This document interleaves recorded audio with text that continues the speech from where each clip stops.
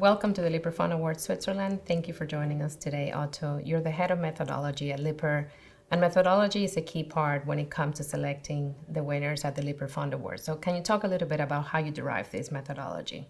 Yes, thank you, Yudenia, for having me here. The methodology is based on our Lipper Leaders for Consistent Return, and this measure looks at outperformance against the peer group average. Specifically, we look at multiple rolling periods over the horizon we calculate the awards on, and we measure each time under or outperformance of the fund against its peer group. Now, this one is a risk-adjusted measure, and risk in this sense is the possibility of the fund losing against its competitors.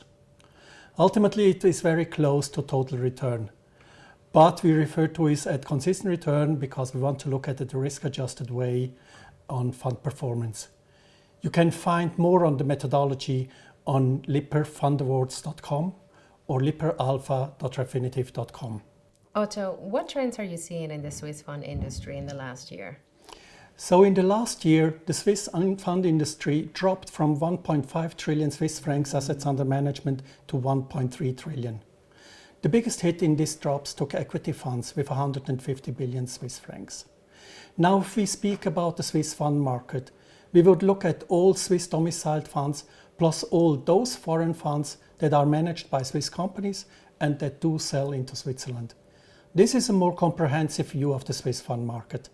If we then look at fund domicile, we see that Swiss domiciled funds attracted 37 billion Swiss francs, while the Luxembourg domiciled funds of Swiss companies lost 47 Swiss francs. So we observe a rotation from Luxembourg domiciled funds into Swiss domiciled funds. The question is whether this trend will be significant in 2023 as well. If we move into fund flows, what trends are we seeing globally? So if we look at global assets under management, we see that assets dropped from $63 trillion to 53, with the biggest hit taken by equity funds amounting to $5.6 trillion. Since we started our observations in assets under management globally since 2004, we now can observe for the first time an outflow on a year-to-year basis. This outflow 2022 amounted to $340 billion. So this is exceptional. We never have seen that. And we'll have looked whether 2023 confirms this trend or that we can turn around. Otto, that's really interesting. So what do you think are the reasons for these outflows? So 2022 was significantly driven by global uncertain geopolitical issues.